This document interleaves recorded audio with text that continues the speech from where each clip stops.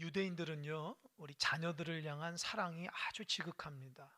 근데 그 자녀 사랑이 단순히 인간적인 사랑이 아니라 하나님의 그 사랑으로 자녀들을 아주 잘 믿음으로 키워요. 제가 설교를 준비하면서 이 글을 한번 보고 내가 얼마나 감동받은지 몰라요. 그게 뭐냐? 유대인들이 어린 아이를 목욕시킬 때에 목욕시키면서 드리는 기도문이 있더라고요. 아이를 목욕시킬 때에 들어보세요. 머리를 감기면서 우리 아기의 머릿속에 늘 아름다운 지혜와 소중한 지식이 가득 차게 하옵소서. 얼굴을 씻으면서 아이의 얼굴이 하늘을 바라보며 하늘의 소망을 갖고 자라게 하옵소서. 입을 씻어주면서 아이의 입에서 나오는 모든 말이 선한 말, 축복의 말, 진실된 말이 되게 하옵소서. 손을 닦아주면서 아기의 손이 모든 손을 도모하고 칭찬하는 손이 되게 하옵소서.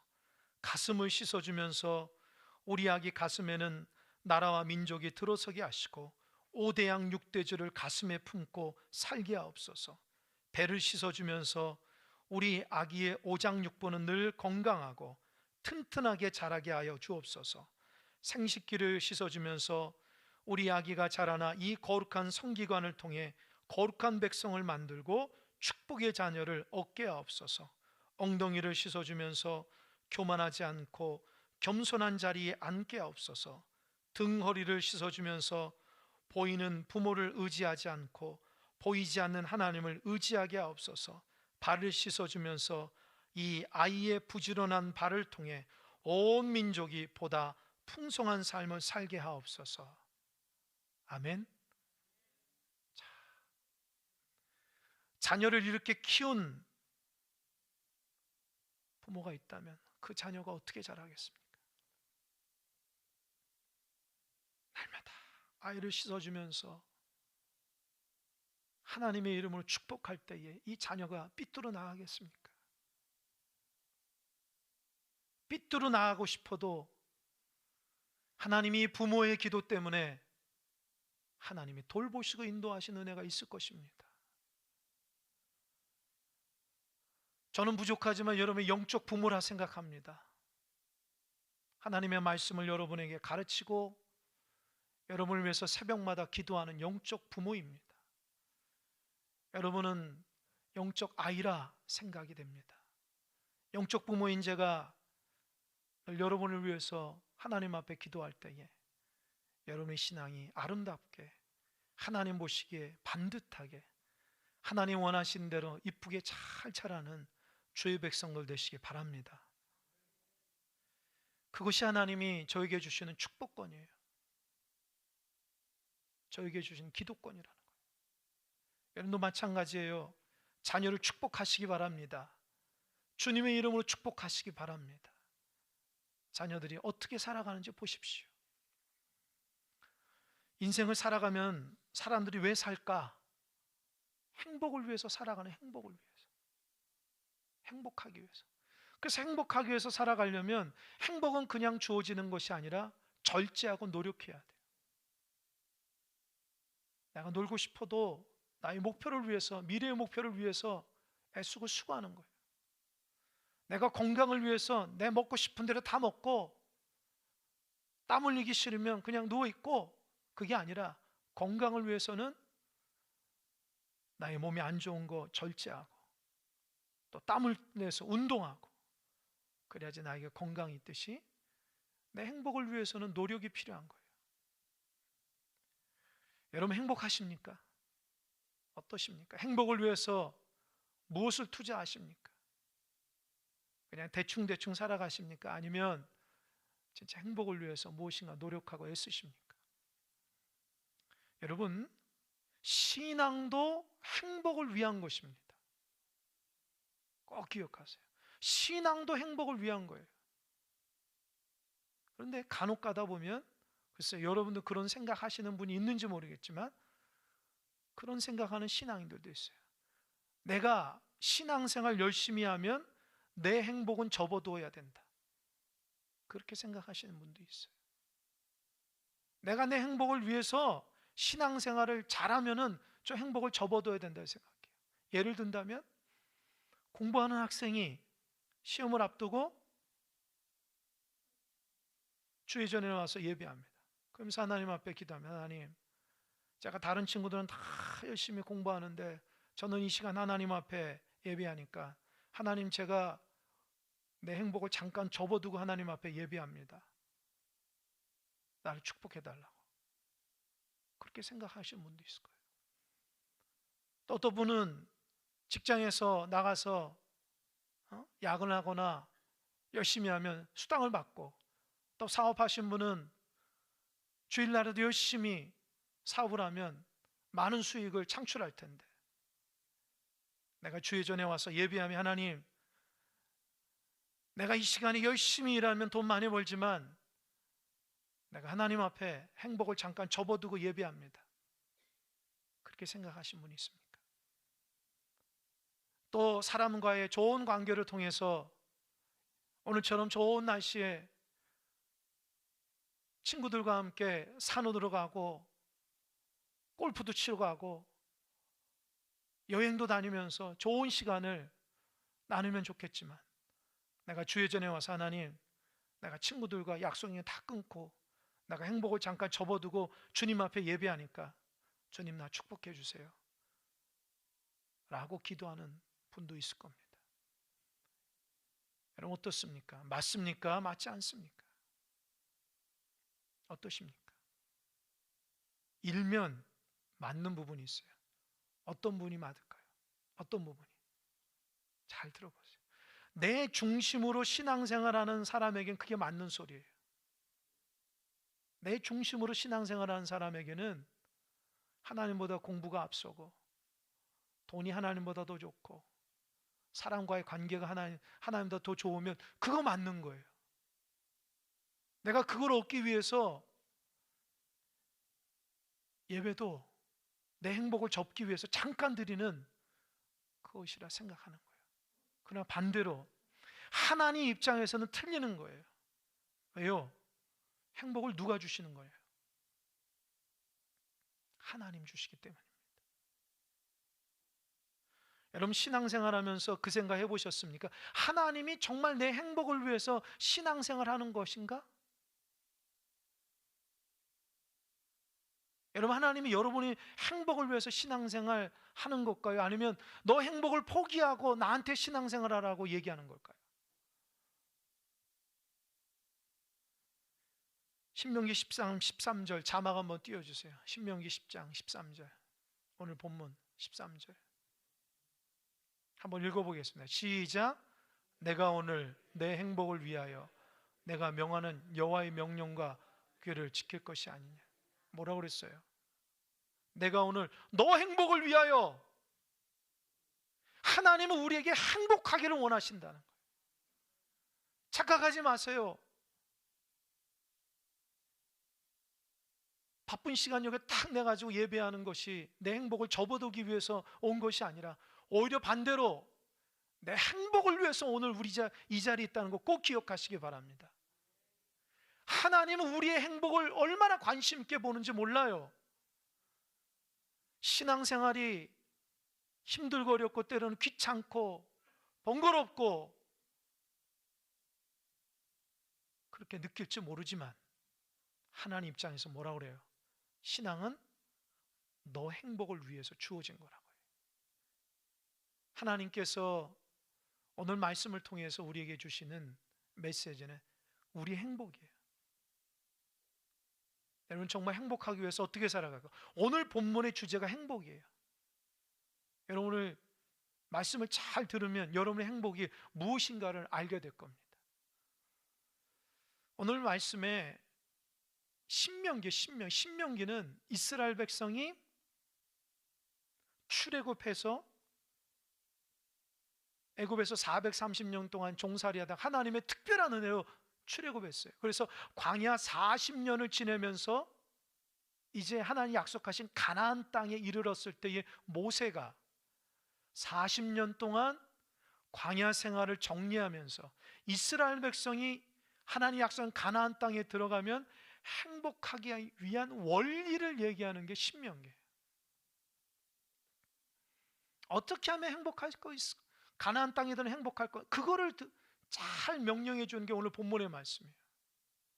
혹시 여러분 가운데 신앙생활 행복하지 않으신 분들이 있어요. 오늘 잘 들으셔야 돼요. 인생이 행복하지 않은 분들은 잘 들으셔야 돼요. 모세가 첫 번째로 이스라엘 백성이 약속의 땅 가나안 땅에 들어가서 행복하기 위해서 첫 번째로 뭐냐? 따라해 보세요. 불평불만을 그치라. 다시 한번 불평불만은 그치라. 오늘 본문은 아주 짧게 얘기했지만 전체를 읽어보면 모세가 얘기하고 있는 게 첫 번째로 가나안 땅에 들어가서는 불평불만을 그치라는 거예요. 그게 뭐냐? 모세는 광야 40년 가운데 아주 지긋지긋하게 이스라엘 백성의 불평을 들었다는 거예요. 여러분 출애굽기 성경을 잘 보면요, 하나님의 은혜로 출애굽할 때에 하나님이 이스라엘 백성에 뭘 준지 아세요? 애굽의 금은보화를 다 넣어줬어요. 원래는 애굽 백성이 가지 말라고, 너희들 우리 종이니까 잡아두려고 했는데 하나님이 10가지 재앙을 통해서 장자의 죽음, 첫 번째 장자가 죽고 모든 가축의 첫 번째가 되니까 애굽 백성들에서 통곡의 소리가 일어나요. 그런데 이스라엘 백성은 다 살아있거든요. 그러니까 이러다가 우리 다 죽겠다 해서 애굽 백성이 이스라엘 백성에게 금은보환 다 갖다 주니까 빨리 나가라고, 그렇게 해서 나간 거예요. 하나님이 빈손으로 내보낸 게 아니에요. 그렇게 축복을 줬거든요. 근데 어딜 가요? 하나님이 가면서 구름 기둥과 불 기둥이 인도하는데 놀랍게도 가다가 3일 만에 딱 불평불만해요. 하나님 왜 이렇게 험한 길로 인도하십니까? 그들은 불평과 불만이 입에서 가득하고 마음에 가득한 백성이었어요. 하나님께서 은혜를 주신 지 하루 이틀 3일 만에 불평불만하는 거예요. 하나님 야단칩니다. 들어봐라, 내가 길을 인도하겠다. 불평불만해요. 하나님 야단 맞아요. 하나님께 야단 맞아요. 또 조금 가다가 하나님 앞에 불평불만. 왜요? 목이 마르다고. 하나님 죽인다고 얘기하지 않았는데, 물을 주신다고 했는데도 이스라엘 백성은 그 참지 못하고 물이 없다고 돌을 두고 모세를 죽이려고 하나님 불평불만은. 그러니까 하나님 뭐라고 했어요? 모세에게 너 반석에 물을 쳐야 물이 나와요. 그리고 불평불만한 사람은 죽었어요. 또 조금 가니까 배고프다고 난리 나는 거예요. 하나님께서 하늘의 문을 열어서 그들이 생각하지 못한 만나를 하늘에서 쭉 내려주셨어요. 그 약 먹고 너무, 그 만나를 먹고 너무너무 행복하고 즐거웠어요. 그런데 조금 있으니까 뭔지 아세요? 하나님께 불평하는, 하나님 만나만 먹습니까? 고기 좀 주십시오. 애굽 있을 때는 종살이 했던 고기도 먹었는데 지금 고기를 안 주십니까? 불평불만. 하나님 그것도 알았다 해서 메추라기 떼를 불러서 줬어요. 그때 하나님 뭐라고 그랬어요? 내일도 줄 거니까 양껏 먹어라. 근데 뭐라고 했어요? 그들 중에 욕심 부리는 사람, 내일 하나님이 안 줄 것처럼 숨겨뒀다가 다 썩어서 하나님이 그렇게 욕심 부린 사람 다 죽었어요. 그것이 탐욕의 무덤, 기브로 핫다야. 이스라엘 백성 하나님의 은혜를 시시때때로 잊어버려요. 하나님 은혜 주면 그냥 날마다 좋아했다가 조금만 어렵고 힘들면 언제 하나님이 역사하는지 불평불만해야 된다고요. 결정적으로 하나님이 이스라엘 백성을 가나안 땅에 가기 전에 12지파에서 한 명씩 가데스바네아에서 정탐을 하게 합니다. 그래서 12명이 40일 동안 가나안 땅은 속속씩 다 이렇게 정탐하고 가져와가지고 와서 뭐라고 보고요? 그 중 10명은 과일을 가져오면 이거 봐라, 포도송이 하나가 이만하다 얘기하면서 하나님이 정말 적각구리 흐르는 땅으로 인도하셨다라고 하면, 그러나 그 민족에 가보니까 아낙 족속이 있는데 그 아낙 족속은 얼마나 큰지 그들 교배에 우리는 메뚜기다, 우리 죽었다 하면서 우리 다 죽었다, 하나님 우리 죽이려고 한다. 돌을 들고 모세를 죽이려고 하고 하나님 앞에 그 광야 가운데 불평불만, 그 광야 소리에서 그 하나님을 찬양하는 소리가 아니라 하나님 앞에 욕을 해대면서 천지를 향해서 불평불만한 소리 듣고 하나님이 화가 많이 났어요. 그래도 여호수아 갈렙은 뭐라 했어요?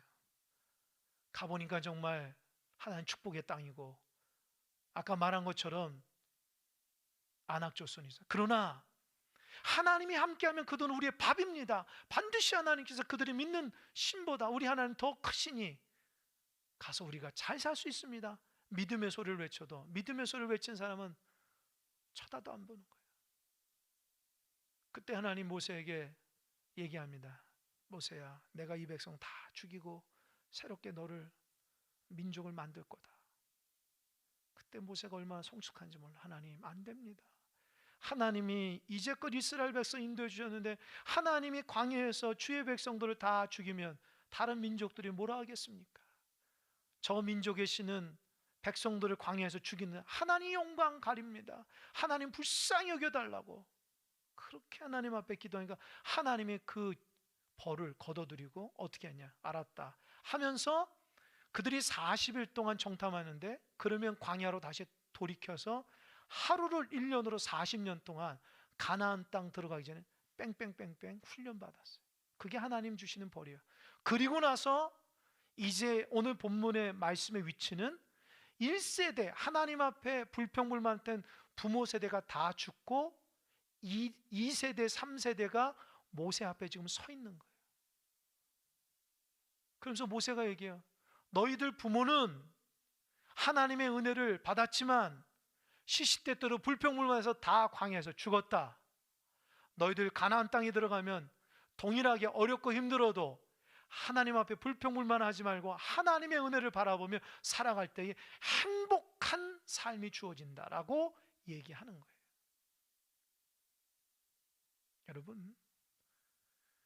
여러분의 입술에서 무슨 말을 하냐에 따라서 우리 인생이 달라져요.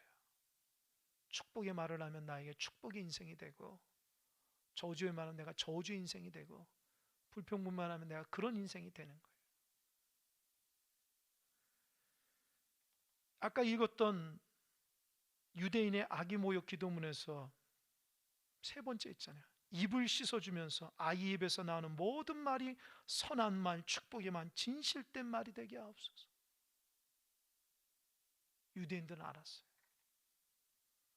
어떻게 살아가는 것이 축복이라는 걸 알았다는 거죠. 행복한 인생을 위해서 입을 조심하라는 거예요. 가나안 땅에 들어가서 수많은 이방 민족과 있어도 그 입에서 나오는 것이 하나님을 찬양하고 경배하고 축복의 말을 할 때에 행복한 인생이 된다는 거예요. 여러분 입에서 축복의 말만 나오길 바랍니다. 하나님의 찬양의 말만 나오길 바랍니다. 하나님을 향한 경배와 기도의 말만 나오길 바랍니다. 그럼 여러분의 인생이 축복으로 바뀔 겁니다. 두 번째, 모세가 이스라엘 백성에게 가나안 땅에 들어서 축복의 삶을 살기 위해서 두 번째 원리로 질문 하나 얘기합니다. 그게 무슨 질문이냐? 12절 자막 한번 보여주세요. 12절 자막 한번 읽어보겠습니다. 시작. 이스라엘아, 내 하나님 여호와께서 내가 요구하는 것이 무엇이냐? 곧 내 하나님 여호와를 경외하여 그의 모든 도를 행하며 그를 사랑하며 마음을 다하고 뜻을 다하여 내 하나님 여호와를 섬기고. 여기에서 말하고 있는 게 뭐예요? 질문하는 게, 야, 하나님이 도대체 너희들에게 원하는 것이 뭔지 아냐? 하나님 너희들에게 원하는 게 뭔지 알아? 가나안 땅에 들어가는 너에게 원하는 게 뭔지 알아? 제가 여러분 질문해 볼게요. 하나님이 여러분이 원하는 게 뭘까요? 하나님 여러분에게 바라는 게 뭘까요? 여러분 그런 질문 해보면서 살아갑니까? 하나님 나에게 원하는 게 뭐지? 가나안 땅에 들어가기 전에 모세가 이스라엘 백성에게 하나님이 너희들에게 원하는 게 뭔지 아냐? 좀 깨달으라는 거예요. 뭐라고 그랬어요? 한 가지예요. 따라요. 하나님을 경외하라. 하나님이 여러분에게 뭘 바라는 게 없어요.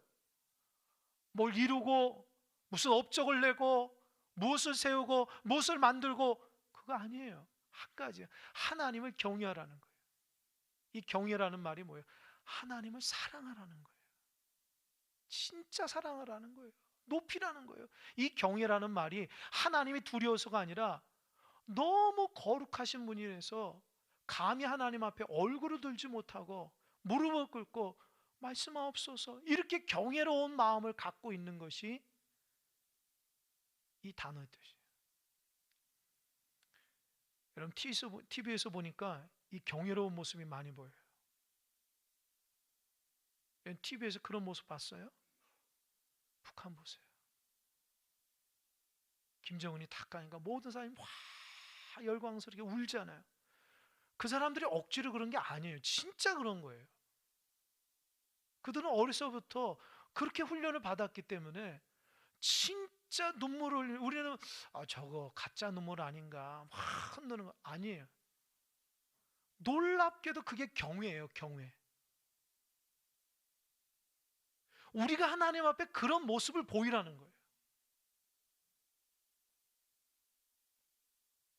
여러분 하나님 경외하십니까? 아니면 얼마나 가볍게 여깁니까? 우리가 어느 땐 친구보다도 못하게 하나님 우습게 여기고 만홀히 여기고 죄를 져도 뭐 하나님 다 용서해 주실 거야 라고 하면서 깨닫지 못하고 너는 마음을 다하고 성품을 다하고 힘을 다해 주 너희 하나님을 사랑하라는데도 하나님 사랑하지 않아요. 하나님께서 모세를 통해서 이스라엘 백성에게 가나안 땅에 들어간 한 가지 원한다. 경외하라는 거예요. 너희 삶 가운데 하나님을 첫 번째로 두고 그 하나님을 높이고 사랑하며 그분과 함께 동행하라는 거예요. 여러분 행복한 삶을 살려면 경외해야 돼. 하나님을 첫 번째로 둬야 돼요. 사람이나 물질이나 그 어떤 것이 내 인생의 첫 번째가 아니라 내 인생의 목표는 오직 내 인생의 비전은 하나님이라는 마음을 두고 하나님을 높이고 공경하는 마음이 있어야 됩니다. 우리가 상황에 따라서 하나님 앞에 예배하고 기도하는 것이 아니라 어떤 상황일지라도 하나님을 경외하는 마음으로 예배하고 사랑하며 하나님 말씀 붙들고 살아가는 것이 성경에서 말씀하고 있는 하나님의 경외로움입니다. 세월이 지나도 이 말씀은 변함없다고 우리가 얘기하잖아요. 세월이 지나도 그 하나님의 말씀은 여전히 우리에게 진리로 다가옵니다. 세월이 지나도 하나님 우리 주는 축복만 진리예요? 우리가 하나님 앞에 올려드리는 경외로움은 진리가 아닙니까? 정말 행복하기 위해서는 하나님을 경외해야 돼. 그 경외로우니까 하나님의 말씀에 도를 다 행하고 또 하나님을 사랑하는 마음으로 섬길 수 있는 거예요. 그러니까 우리가 하나님의 말씀대로 살지 못하는 사람의 특징이 뭐예요? 열심이 없어서가 아니에요. 죄송하지만 마음이 없어서 그래요. 하나님을 경외하는 마음이 없기 때문에 하나님 말씀대로 살지 않는 겁니다. 하나님 말씀이 어려운 게 아니에요. 하나님 말씀은 하나님을 중심으로 모시며 살아가는 사람, 모든 사람이 다 할 수 있는 게 하나님의 말씀이에요. 근데 우리 마음이 하나님 앞에 중심이 없다 보니까 하나님 말씀대로 살지 못하는 거예요. 세상의 법은 아무리 마음속에 누구를 미워해도 내가 그 사람을 때려서 그 사람을 상하지 않으면 죄가 안 돼요. 결과가 있어요. 그러나 하나님의 법은 내가 누구를 미워하거나 누구를 싫어하거나 내가 어떤 탐하거나 간음하는 마음이 있어요. 그게 죄로 여기는 거예요. 왜요? 하나님은 우리 마음을 보시고 판단하시거든요.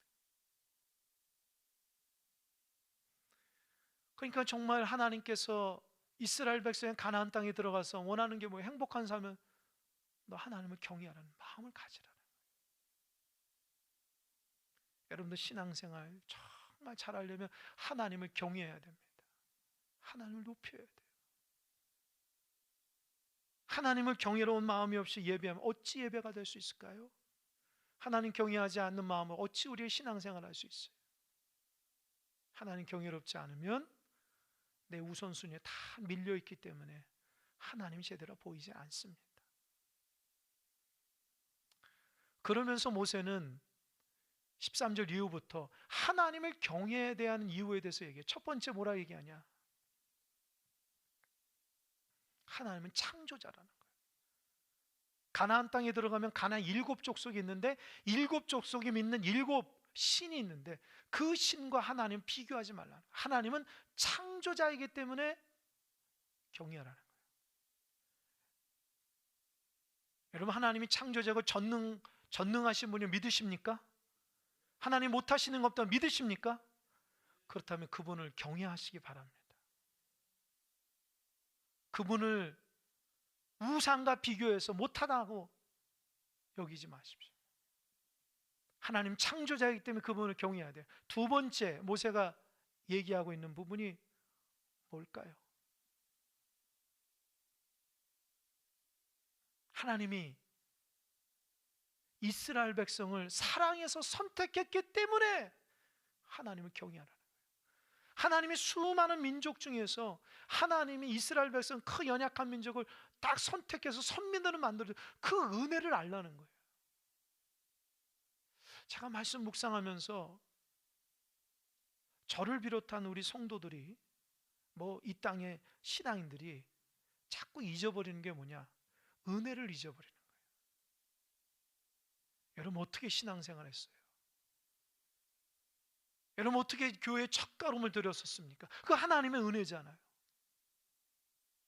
근데 그 감격과 은혜가 다 첫사랑 첫 믿음을 다 사라지고 이제는 여러분이 남아있는 게 뭡니까? 하나님께서 가장 귀하게 여긴 그 은혜를 소중하게 여기면서 신앙의 길을 걸어갈 때 신앙이 우리에게 유익함이고 기쁨이고 감사입니다. 하나님의 수많은 민족 중에 연약한 나를 택해서 하나님 자녀 삼았다는 그 믿음이 있고 감사가 있으면 힘들고 어려워도 넉넉히 이겨나가는 은혜가 있는 거예요. 어려움을 은혜로 이겨나가지 내 의지로 이겨나가는 게 아닙니다.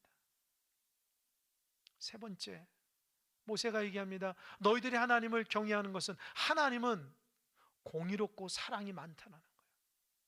가나안 땅에 들어가면은 수많은 신들인데 그 신들은 다 자기 욕심대로 이끄는 신이지만 하나님은 옳고 그름을 분명히 판단하고 사랑이 많은다.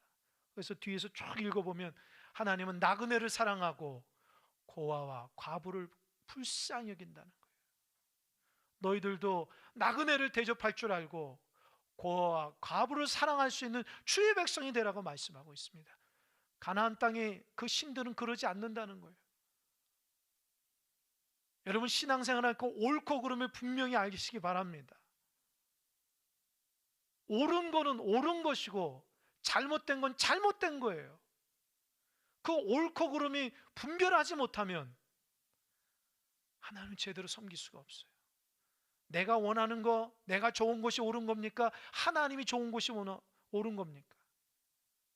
신앙인들이 옳고 그른 것을 분별할 때에 그 사랑도 공의의 한 표현이라는 거 잊지 마시기 바랍니다. 무조건 사랑이 아니에요. 날마다 죄를 짓는데도 하나님 사랑하는 게 아니에요. 그러면 하나님 왜 성경에 수많은 사람을 벌하십니까? 하나님은 옳고 그름이 분명하신 분이요, 공의로우신 분이요, 그러면서도 진노 중에라도 공유를 베푸시는 분이요. 그게 뭐예요?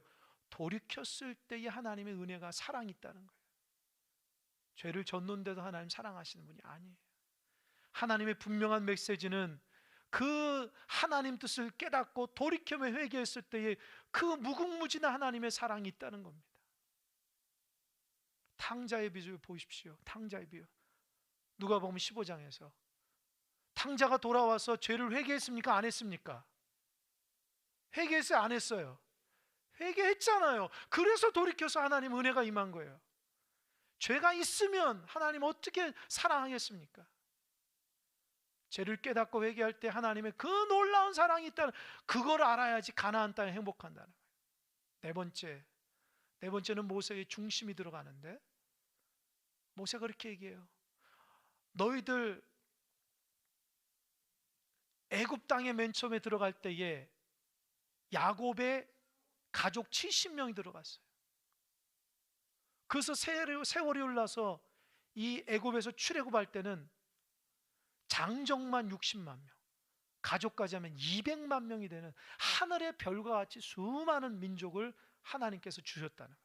광야에서도 1세대가 다 주었지만 2세대, 3세대가 얼마나 많이 하나님의 축복 가운데 하늘의 별처럼 주셨다는 거예요. 그걸 깨달으라. 가나안 땅에서도 마찬가지라는 거예요. 가나안 족속이 있지만 하나님 여전히 내 백성을 내가 축복하신다는 거예요. 여러분 돌이켜 보세요. 여러분 힘들고 힘들다 해도 하나님 얼마나 여러분 축복하셨어요? 하나님 축복 안 하셨습니까? 여러분 가정을 축복 안 하셨어요? 여러분 축복 안 하셨어요? 말로는 힘들다 힘들다도 하나님 얼마나 축복하셨어요? 그걸 잊지 말라는 거예요. 모세도 똑같아요. 하나님께서 보이지 않는 손길로 너희들과 함께하니 그 하나님을 경외할 때에 축복이 임한다는 거예요. 여러분 우리가 하나님 앞에 축복하려면 두 가지예요. 뭐라 그래서 불평불만은 그치고, 두 번째 하나님을 경외할 때 하나님 축복이 임한다는 거예요. 제가 한 주간 말씀을 묵상하다가 어느 책을 봤는데 그런 제목이 있어요.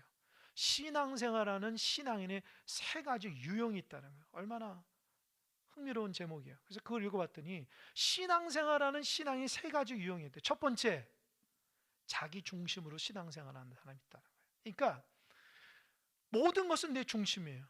하나님도 내 중심으로 움직이는 거예요. 그러니까 세상은 모두 다 내 중심이에요. 신앙생활할 때 하나님 마땅히 나에게 축복 주셔야 되고 마땅히 내게 원하는 것이 다 해줘. 그것이 그 사람의 신앙의 핵심이에요. 뭐든지 자기 중심으로 신앙생활하는 거예요. 하나님도 자기 마음대로 끌어다니고. 이런 사람의 특징은 즐거울 땐 즐겁지만 결정적인 고난일 때는 넘어진다는 거예요. 왜요? 그분은 십자가의 은혜를 모르기 때문에 그래요. 신앙생활하면서 자기 생각에는 십자가라는 것이 없어요. 고난이라는 것이 없기 때문에 하나님의 고난 하나 탁 줬을 때에 금방 넘어진다. 두 번째, 신앙인의 유형, 하나님을 경외하고 두려워하면서 신앙생활하는 거예요. 이 두 번째 유형은 하나님을 믿어요. 또 하나님 중심으로 신앙생활. 그런데 하나님을 너무 두렵게만 생각해요. 하나님을 반쪽짜리 하나님. 그래서 신앙생활하면서 늘 학생이 학교에서 숙제를 해가야 되는데 숙제를 못하니까 선생님이 언제 숙제 검사하느냐, 그것 때문에 늘 마음 조아리면서 신앙생활한다.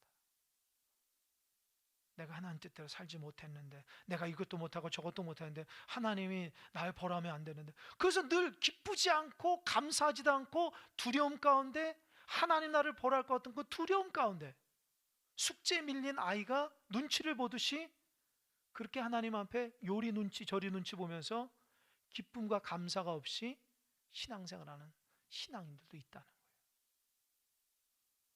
그런 사람의 특징이 뭐냐? 소극적이에요. 소극적. 시키면 마지못해 한다는 거예요. 왜요? 하긴 하는데 하나님 두려워서 하는 거예요. 적극적으로 안 하는 거예요. 이거 안 하면 하나님께 벌 받을까 한다는 거예요. 세 번째, 신앙의 유형 중에 세 번째, 하나님을 사랑하고 은혜 가운데 살아간 신앙이 있다. 그분은 하나님께서 자기를 구원해 주셨을 때에 처음부터 감사와 감격 가운데 일어나니까, 그 하나님이 너무 좋으니까 평생을 살아갈 때에 누가 시키지 않아도 예배하고 기도하고 섬긴다는 거예요. 그 사람에게는 기쁨이 있다는 거예요.